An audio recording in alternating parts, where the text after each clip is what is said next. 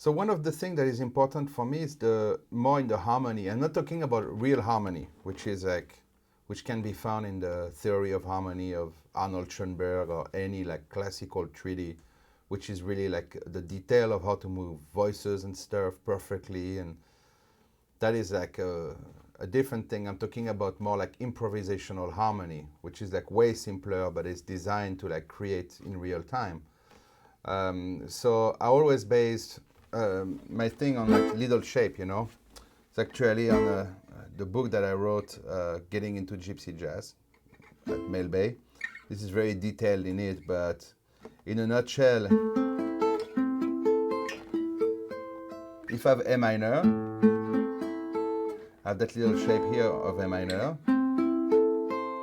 That second shape of A minor is here.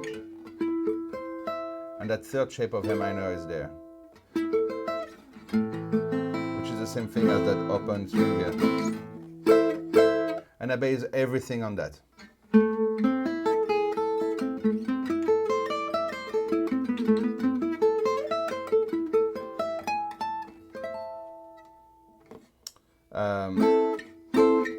From a little shape like that,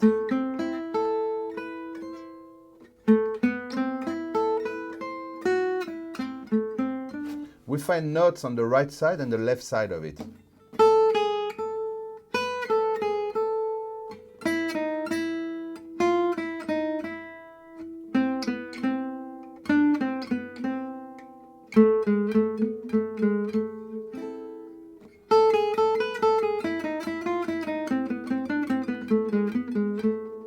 And not only that, we find also the bass. Once this is understood and mastered, then the bass is right there. It's right under. That's it. You just have 3 notes and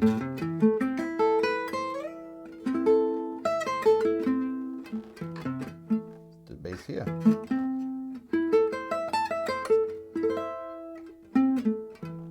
So it's easy to find the bass, to find notes on the right, on the left. So it's a very clear vision of harmony.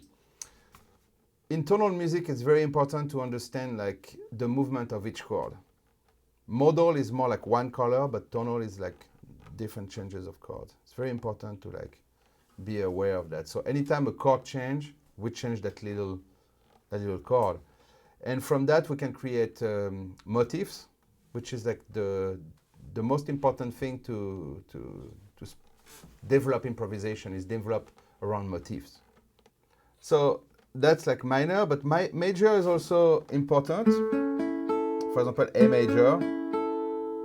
Or let's do, for example, for minor swing, or that kind of progression, which is like really a minor blues in 16 bars. But so we have A minor,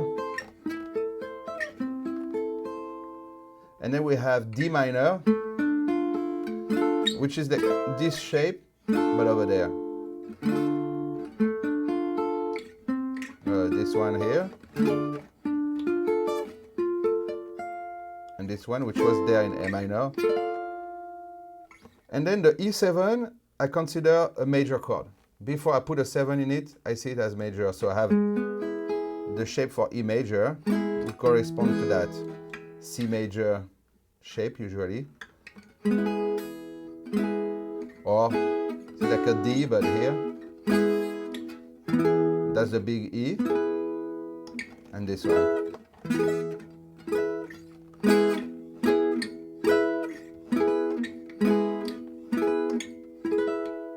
So I have A minor,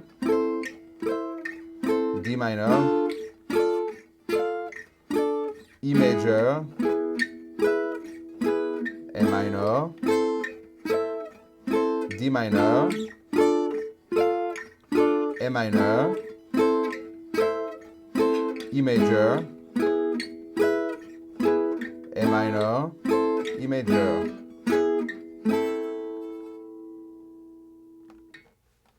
So knowing this chord is great. It's a great foundation.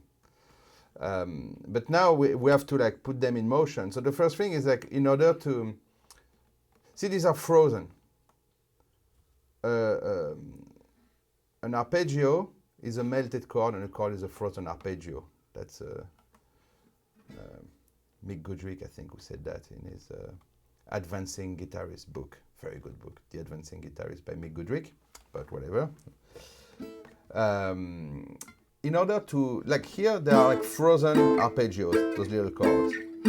But to meld them and to play the more like the solo stuff, it's we have to see them as little scales, little 4-note scales. That's how I like to see them. I don't do that. I just do 1 note, 1 note, 1 note, 1 note.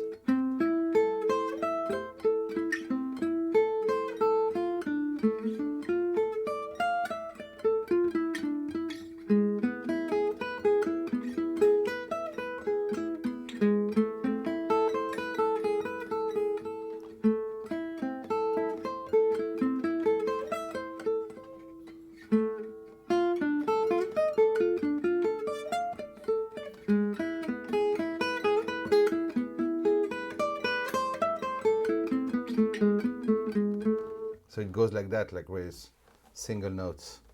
I think at first, the first thing is to try to, like I just did, to follow the shape of the chords of minor swing, for example.